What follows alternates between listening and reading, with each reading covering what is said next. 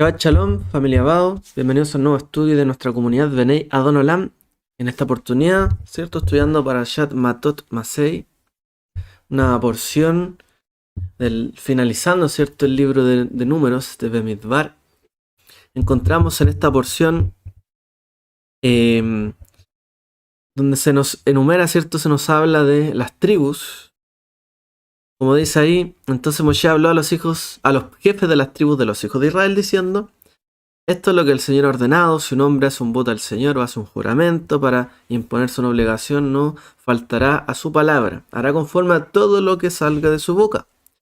Y esta porción se nos une con la número 43, que es Masé, o Masei, que significa jornadas, es decir, los viajes, donde dice: estas son las jornadas de los hijos de Israel, etc. Y esto prácticamente es el culmen, ¿cierto?, de la historia, podríamos decir, secuencial de la Torá desde el Bereshit, porque aquí hay un alto, ¿cierto? Y el libro de Devarim o Deuteronomio es una repetición, ¿no? Eso significa Deuteronomos en griego, ¿cierto? Una repetición de la ley. Así que en esta porción tenemos bastantes tópicos. Moshe habla a los israelitas acerca de leyes relativas a los votos realizados por hombres o por mujeres. También se habla de la guerra que hace Israel contra los madianitas. Se describen también las leyes relacionadas al botín de guerra. Se habla también de el permiso que se le concede a Reubén y a Gad para permanecer al otro lado del río Jordán, o el Jardén, ¿cierto? Ya que ellos tenían muchos animales y deseaban ese territorio que era, digamos, generoso a sus ojos, ¿cierto? Para ellos. Se les da permiso. Así también se habla de un recorrido, la historia de los israelitas por el desierto desde Egipto hasta ese lugar, hasta el río, ¿cierto? Jardén. También Moshe habla a Israel diciendo que debían eliminar, ¿cierto?, a los habitantes de la tierra que iban a poseer y debían destruir sus dioses. Se definen los límites de la tierra de Israel junto con las ciudades de los levitas y las ciudades de refugio. Se habla también sobre la distinción de el asesinato y el homicidio, ¿cierto? Lo que es causar la muerte voluntaria e involuntariamente. Y se describen también las leyes de la herencia que se aplicarían a las mujeres israelitas. Es decir, es una parashá con muchísimos tópicos, muchos temas. Muchos temas. Dentro de esta misma semana, leemos, ¿cierto?, al profeta Jeremías, Irmiyahu. En otros años, ¿cierto?, cuando están separadas, se lee a Isaías. Y dice así Jeremías: ¿qué justicia hallaron en mí vuestros padres? ¿Qué injusticia, perdón, hallaron en mí vuestros padres para que se alejaran de mí y anduvieran tras lo vano y se hicieran vanos? Tampoco dijeron: ¿dónde está el Señor que nos hizo subir de la tierra de Egipto, que nos condujo por el desierto, por una tierra de yermos y de barrancos, por tierra seca y tenebrosa, por tierra por la que nadie pasó y donde ningún hombre habitó? Y así comienza, ¿cierto?, esta profecía de Jeremías, diciéndole: ¿dónde recurrieron a mí? Tus padres recurrieron a mí, me recordaron. ¿Qué injusticia hice yo para con ellos, para que se olvidaran de mí? Continúa diciendo: los sacerdotes no dijeron dónde está el Señor. Los que se ocupaban de la Torá no me conocieron. O sea, los que se ocupaban de la Torá, de la ley, de los mandamientos, los que se ocupaban de cumplir la Torá, dicen, no me conocieron. O sea, podemos decir que no por conocer la Torá, o ocuparse en la Torá, significa de que conocemos a Dios. ¿Cierto? Eso es lo que está diciendo los que se ocupaban de la Torá. Hoy día a veces nos enorgullecemos, ¿cierto?, las personas de decir: oye, soy una persona observante de la Torá. Bueno, ahí dice: los observantes de la Torá no me conocieron. Los gobernantes se rebelaron contra mí. Los profetas profetizaban por Baal y andaban tras cosas que no aprovechan. Dice, por tanto, contenderé contra vosotros. Y con los hijos de vuestros hijos también contenderé. Tengo un asunto pendiente, dice el Eterno, ¿cierto?, a Israel. Durante el mes, ¿cierto?, que se nos aproxima, mes de Ab, entraremos en la semana donde se vienen los ayunos, ¿cierto?, donde recordamos la destrucción de los templos. Recordamos ciertos episodios muy trágicos para Israel a lo largo de los siglos, no solamente en los capítulos de la Biblia, sino que fuera de la Biblia, en la historia, ¿cierto?, más contemporánea, también ha habido trágicos episodios. Y desde el libro o desde los profetas, ¿cierto?, como Jeremías, como el mismo Moshe, venían anunciando, ¿cierto?, desde los primeros capítulos, diciéndole a Israel, recuerda la justicia de tu Dios, conócele a Él, no se alejen de Él. Aun cuando parezca haber destrucción en todo lugar, ¿por qué no buscaron de mí?, dice el Eterno. No hay ninguna otra época donde seamos quizás tan conscientes de, de lo pequeños e insignificantes quizás que somos a lo largo de la historia. Que en este tiempo donde hubo destrucción, se recuerdan que las cosas pasan, vino el templo de Dios. El templo de Dios, alguien diría, amén, Baruch Hashem, gloria a Dios por su templo, pero se destruyó. Hay cosas que no permanecieron en Israel por causa, ¿cierto?, de sus acciones. Pero hay algunos ciertos visionarios que lograron permanecer a lo largo del tiempo por sus acuciosas palabras certeras, aun cuando tenían una posición de poder, como los reyes, los sacerdotes, etc. ¿Quiénes eran estos? Los Nevi'im, los profetas. Los profetas son los visionarios, ¿cierto?, de Israel. Las personas que permanecieron a lo largo del tiempo. Los profetas son, ¿cierto?, quienes, quienes mantuvieron, ¿cierto?, digamos así, la cordura dentro de Israel. Hablaron de lo que debía hablarse, etc. Perdón, veo que está en rojo aquí. ¿Me confirman si en YouTube está bien o mal la señal? Está un poco mal la señal, entrecorta un poco. Sí. Ya. Les pido, denme 20 segundos. Voy a enchufar un cable de red.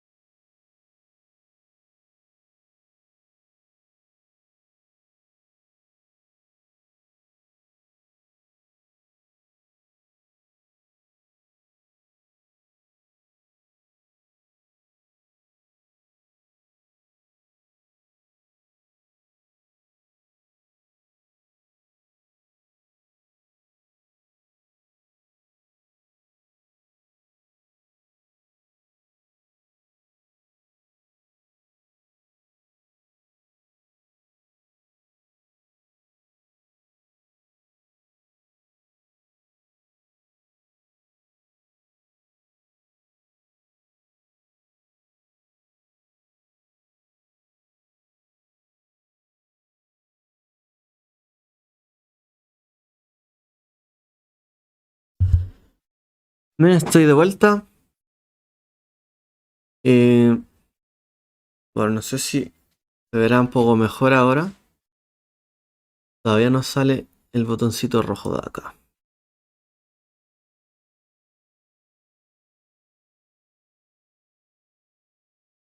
Así subió la cantidad de cosas que, o sea, de imágenes que se envían, pero no, está muy bajo. Bueno, bueno, no sé qué puedo hacer.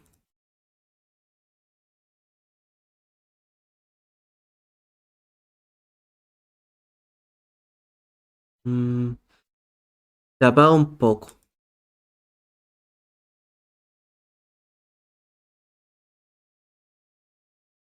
Ahí sí está en verde, ya. Ya creo que ahí se va a arreglar para YouTube. Ahí debería arreglarse. Ya, y seguro se va a arreglar ahí. Ya. Entonces, ¿dónde íbamos? Bueno, los grandes visionarios del pueblo de Israel fueron los profetas. Los profetas no tenían poder, no eran reyes, no eran miembros de la corte, no eran personas quizás de gran influencia, sino que, bueno, tampoco eran sacerdotes. De hecho, ahí vemos, ¿cierto?, que el gran profeta de Israel, como lo fue Moshe, si bien él era de la familia de Leví, no ejerció como un sacerdote, salvo quizás en la inauguración del templo. Ellos muchas veces eran impopulares, la gente no los quería, no eran los elegidos del pueblo.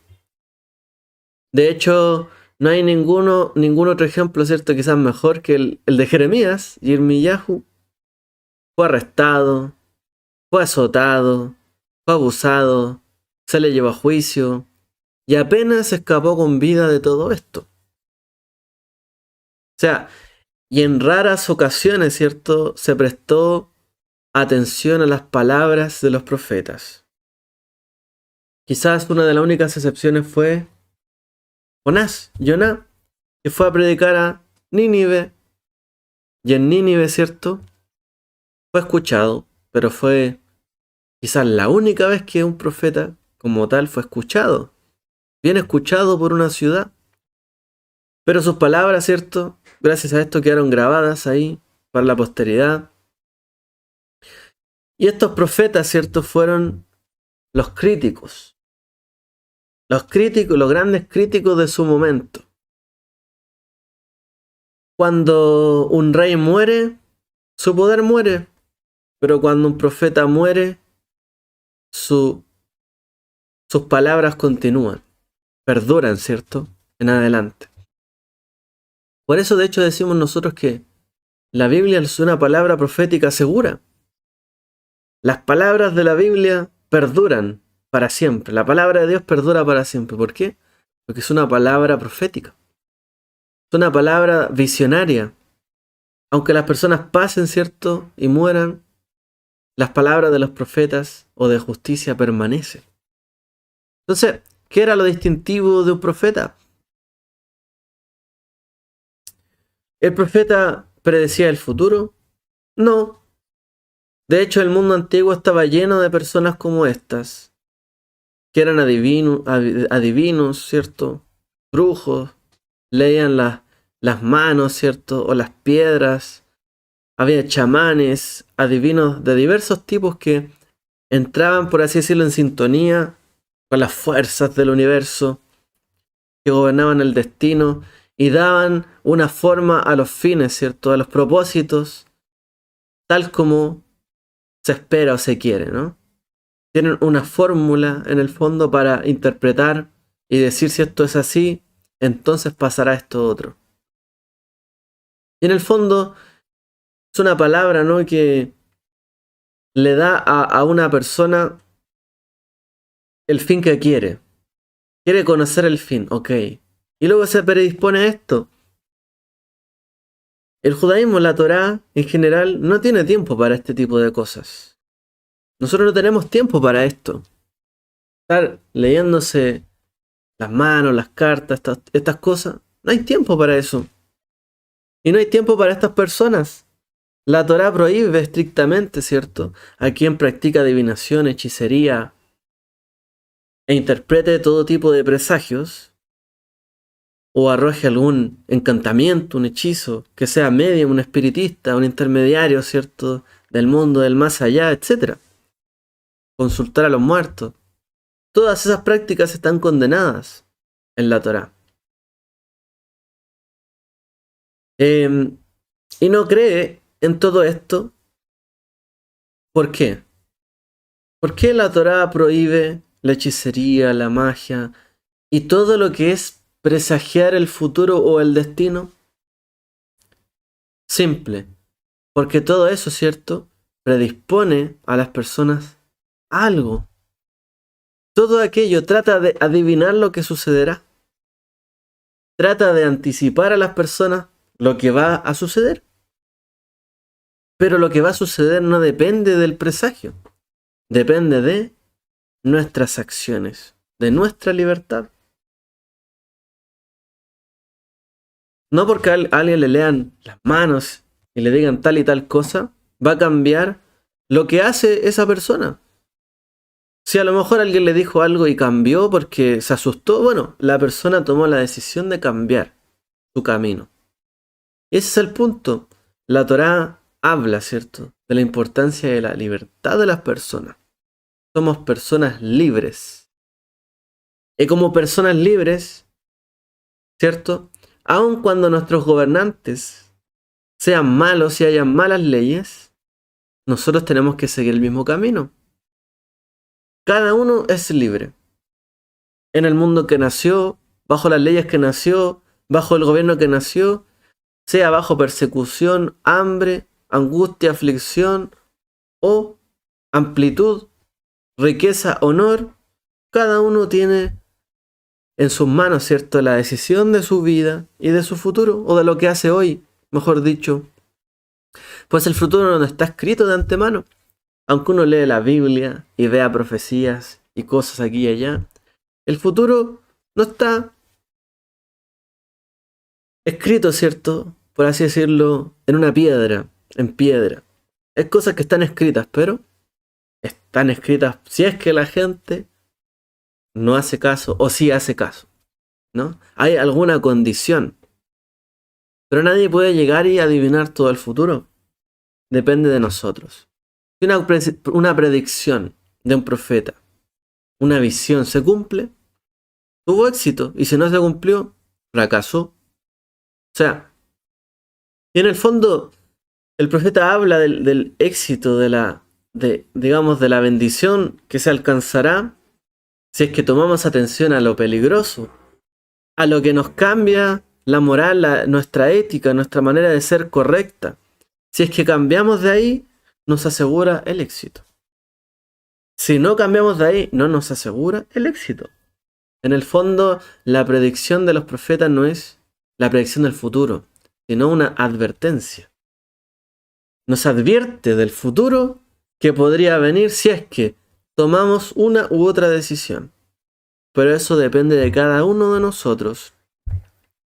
Por tanto, el profeta no era su papel bendecir o maldecir al pueblo. No porque alguien conozca algo que podría pasar o no, un visionario puede maldecir o bendecir a las personas. Yo sé que tu futuro será así, entonces te bendigo. Es como, de hecho sería contraproducente. ¿En qué sentido? O sea, yo sé que te va a ir bien y por eso te bendigo. Ah, pero fácil así. Bueno, a veces las personas hacen esto, ¿no? O porque yo sé que te va a ir mal, te maldigo hoy. Como para que la persona crea que él te maldijo y por eso te va a ir mal. No sé, todo eso no tiene mucho sentido. Y de hecho en la Biblia los profetas no andan bendiciendo a todas las personas. De hecho, vemos el caso de Bilam, ¿cierto?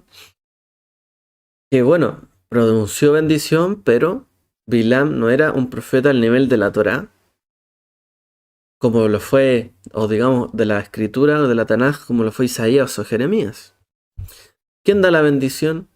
Los sacerdotes, los Kohanim. Ellos daban la bendición. No viene la bendición de los profetas. La bendición no viene del que me adivina el futuro o el que en el fondo ¿cómo podemos decirlo? Podría saber lo que pasará conmigo o no. Una bendición correcta viene de aquel que tiene un corazón puro, podríamos decir. Como los sacerdotes que servían a Dios con santidad y pureza de corazón. Bueno, Hay cosas que hicieron únicos, ¿cierto?, a los profetas de la Escritura, ya que fueron ellos los primeros que vieron a Dios en todas las cosas. Si hay algo que destaca Moshe, ¿cierto?, es que Moshe vio a Dios en la zarza. Moshe veía a Dios en el pueblo, en los ancestros. Lo vio en su vida, lo vio en el pueblo de Israel, lo vio en todas las decisiones que tuvieron, cuando se enfrentó al faraón. En cada cosa vio a Dios. Los profetas son los que vieron a Dios en todas las cosas. Tendemos nosotros a dar por sentado nuestro sentido del tiempo. Las cosas pasan y nada, uno se levanta, trabaja, estudia, hace sus quehaceres y luego pasa el tiempo, se acuesta y así, y sigue, y sigue, y sigue. A veces nosotros no nos damos cuenta, no nos percatamos del tiempo que pasa y lo que está pasando a través del tiempo. Cómo el tiempo fluye. Pero el tiempo es la forma, por así decirlo, en que Dios evita que todo suceda a la vez. Todas las cosas podrían pasar ahora ya, y Dios tendría que hacer justicia, misericordia, bondad, amor con todos los que son fieles y los que no. Se acabó, se acabó. ¿Se extendió misericordia o no? Bueno, hoy día Dios podría tomar la decisión, ¿cierto?, en su trono, de decir ahora se acaba todo, y hoy día juzgo todas las cosas, en este momento. ¿Qué pasaría ahí? Se acaba todo, se resuelve todo, no queda nada pendiente, ok. Pero el tiempo, por así decirlo, es una forma en que Dios evita que esto pase así, tan de golpe y tan rápido. Y en realidad nosotros nos movemos, ¿cierto?, a lo largo del tiempo como Israel, ¿cierto?, lo hizo, salió de Egipto, pasó por una ciudad, por otra, fue por un camino, por un valle, por un desierto, se encontró con este pueblo, esto otro, y hay toda una historia y un recorrido de las jornadas y lo que vivieron acá y acá y acá. Todo fue un tiempo, un ciclo, una jornada. Hay jornadas o hay tiempos que son cíclicos, ¿cierto? El tiempo es un lento cambio de las estaciones. Nosotros nacemos, crecemos, maduramos, ¿cierto? Decaemos y morimos. Viene en un tiempo el invierno, llegará la primavera, el verano, el otoño, un ciclo. El tiempo es cíclico. Ocurre así en la naturaleza. Los árboles tienen larga vida, ¿cierto? Y los insectos tienen cortas vidas. Nosotros tenemos una larga vida, quizás las mascotas que tenemos no tienen una larga vida.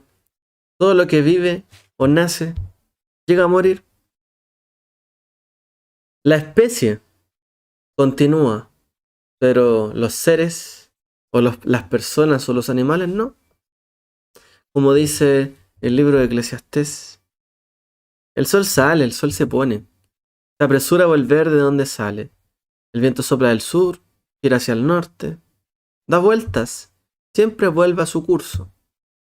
Todo lo que se ha hecho, todo lo que ha sucedido volverá a acontecer. No hay nada nuevo bajo el sol, dice Kohelet, ¿cierto?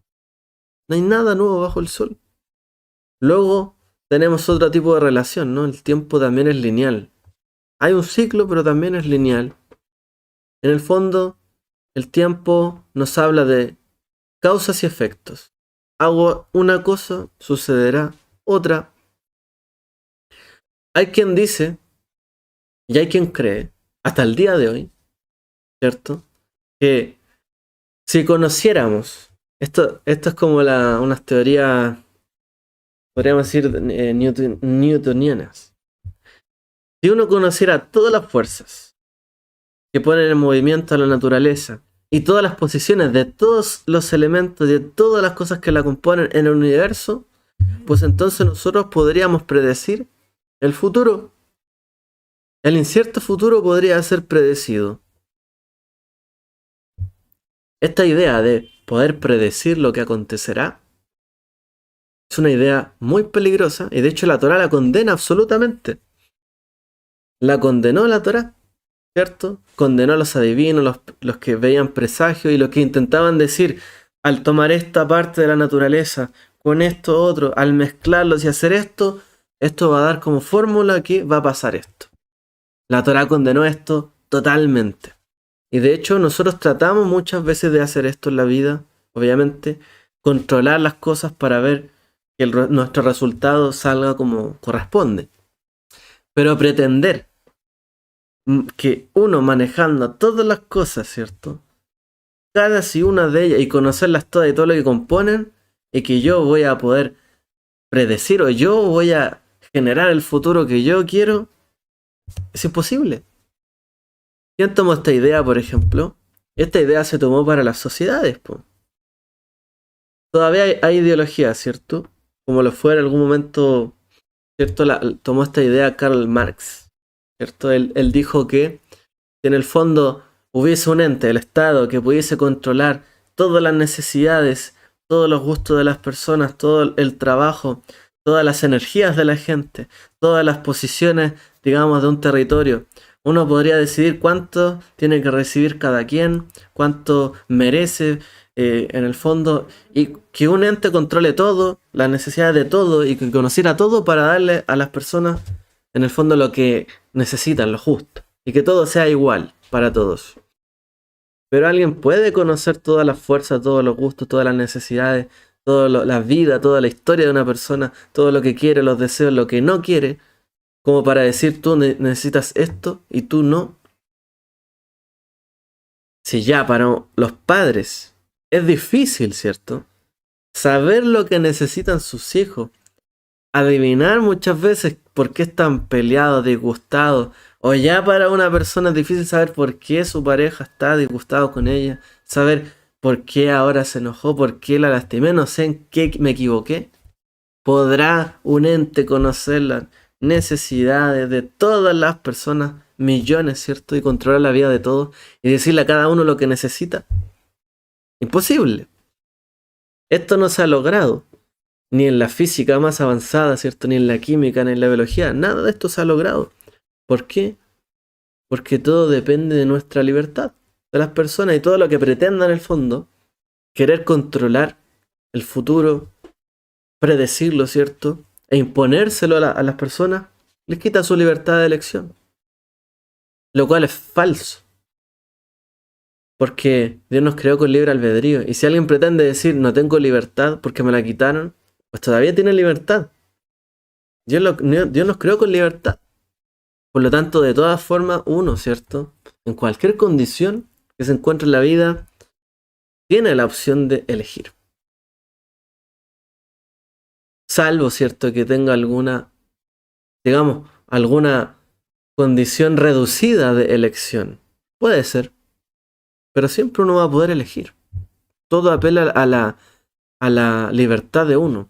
Entonces, por lo tanto, toda idea, toda creencia que niegue en el fondo masivamente la libertad de la gente, como adivinando en el fondo el futuro o adivinando lo que la gente necesita, puede llevar, ¿cierto?, a distorsionar las cosas. Bueno, la verdad es que estas ideas son las ideas más peligrosas, ¿no? Por ejemplo, el control que hoy día se quiere llevar de las personas por cámara, investigar, ¿cierto?, lo que usan en sus teléfonos, en sus computadores, que hayan inteligencias artificiales buscando cada necesidad, lo que uno busca en las tiendas, lo que habló y de repente le aparece acá. Como que tratar de controlar todo lo que la gente es y quiere, y que luego hay entidades que quieren recabar esto y prácticamente para reducir en el fondo o para controlar a la gente quieren manejar todo esto. Bueno, la verdad es que todas esas ideas, ¿cierto?, son bastante malas, ¿no? Porque nos quieren quitarle la libertad a las personas, finalmente, controlar a la gente. Pero todos somos diferentes. Está en uno elegir las cosas. Bueno, ahí están, ¿cierto?, nuestros grandes peligros. Está el tiempo también, que es un trama, una sucesión de eventos. Es lineal, pero también el tiempo es una sucesión de eventos. Hay cosas que tienen lugar antes que otras. Todo tiene un lugar, ¿no? En la biología sabemos, bueno, primero pasa esto, ¿cierto?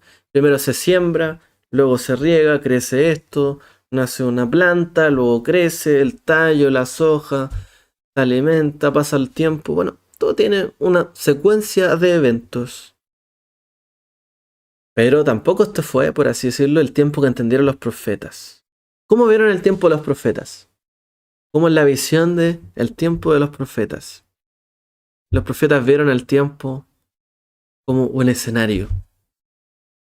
Un escenario donde se desarrolla un drama entre Dios y las personas. Específicamente, ¿cierto? Entre Dios e Israel. Si Israel fuera fiel a su misión, entonces Israel sería bendecido. El tiempo es el escenario donde estamos en este drama, en esta lucha de si aferrarnos a Dios o no aferrarnos a Él. En cada jornada, en cada secuencia, en cada estadio donde hemos estado, en cada estado de ánimo, estamos en medio del escenario. En el drama con Dios, lucho con Dios, le creo o no le creo, no estoy tan seguro, tengo fe, creo o no creo. Ahí estamos, ese es el escenario, el tiempo. Si somos infieles, fracasamos. Seríamos derrotados, habría exilio, etc. Y esto es lo que hablaron los profetas. El tiempo es el escenario donde nos enfrentamos, ¿cierto?, a la lucha con nosotros mismos, con nuestras elecciones. Y Dios mirando, ¿cierto? ¿Sí? ¿Hemos de escogerle a Él o no? Dios dijo, escoge por la vida. Ahí está al frente tuyo.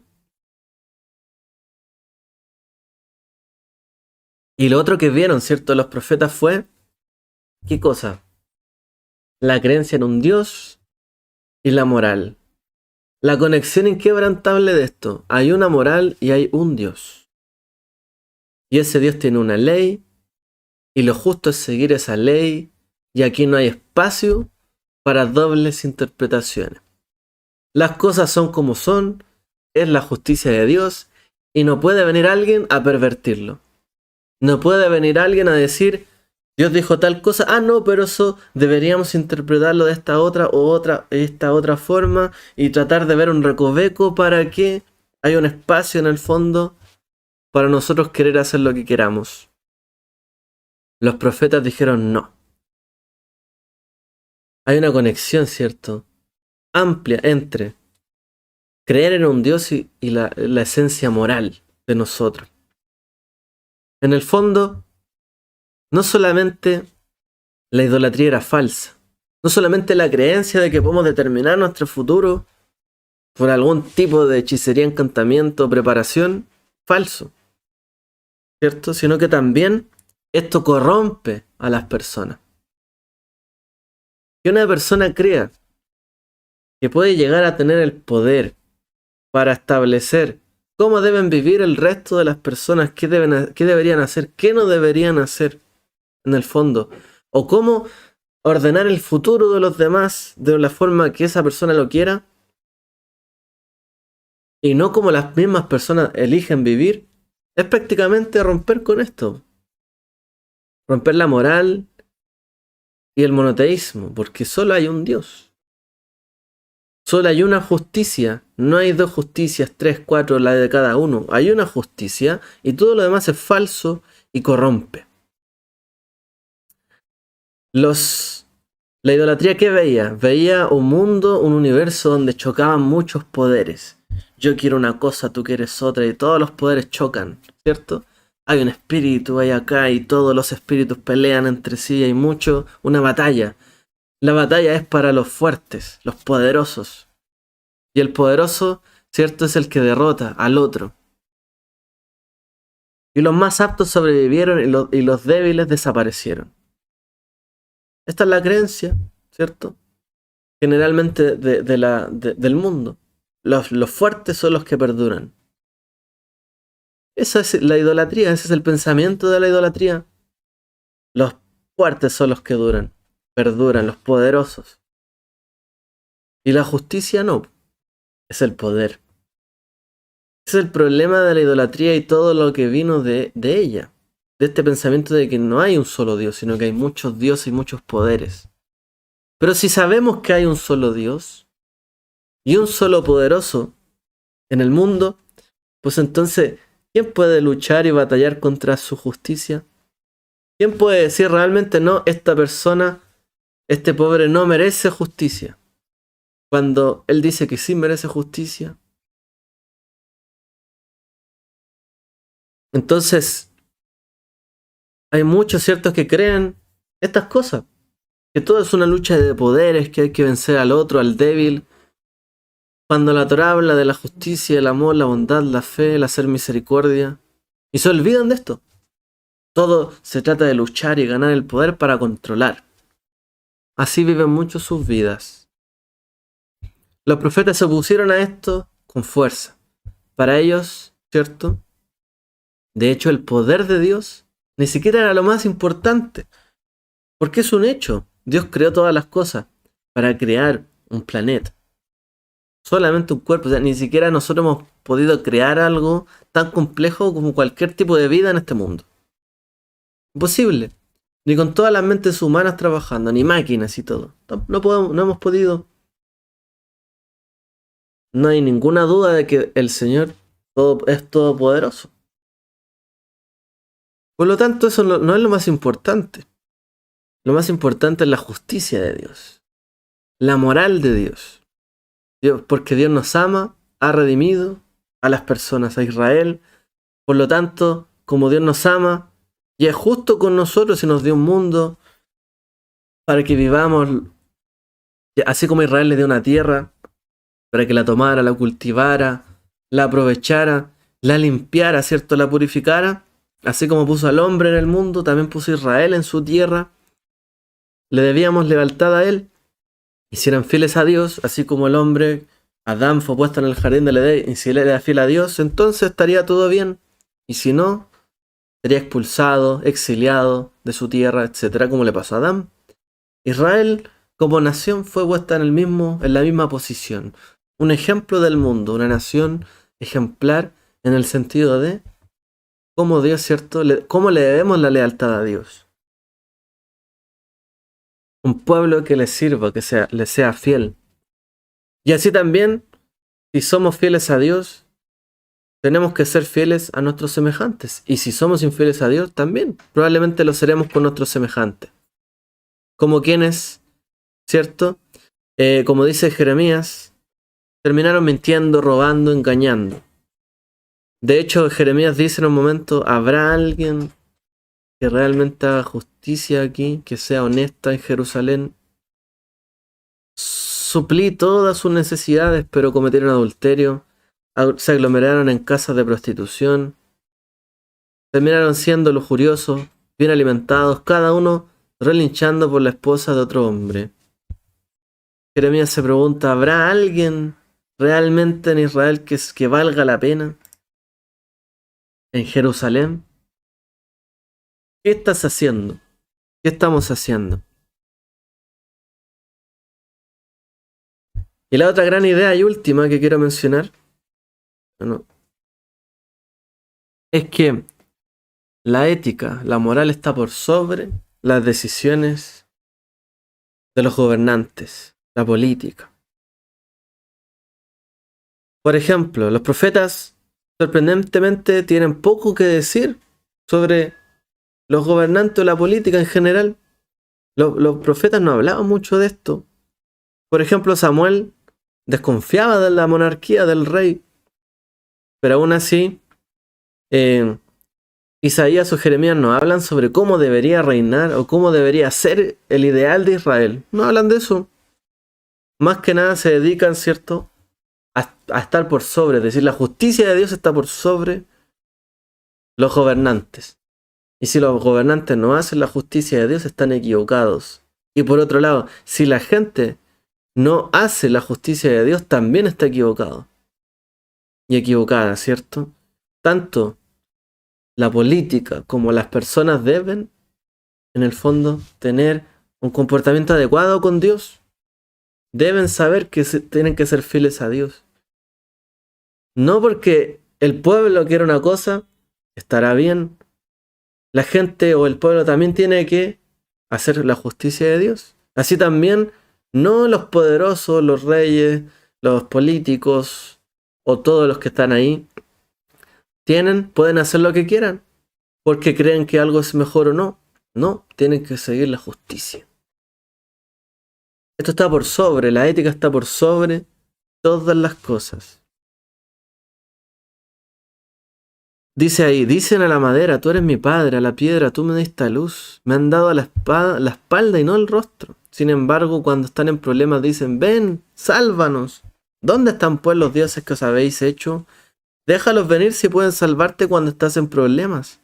Porque tantos dioses tienes como ciudades tienes. Oh Judá.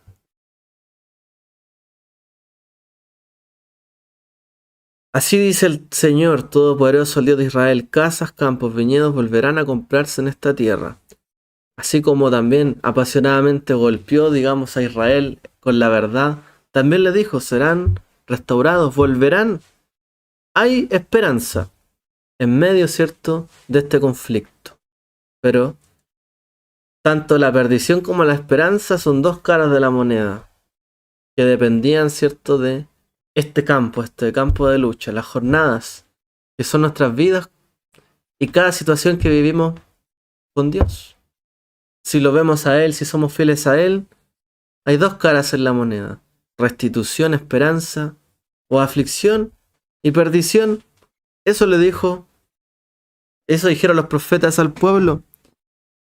Ellos interpretaron bien la Torá. En el fondo, ¿cierto? La Torá te dice no matarás. Ok, alguien mató, nadie me vio, quedó ahí. Llena tu ciudad de muerte y verás la perdición o la calamidad que vendrá sobre ti, dicen los profetas.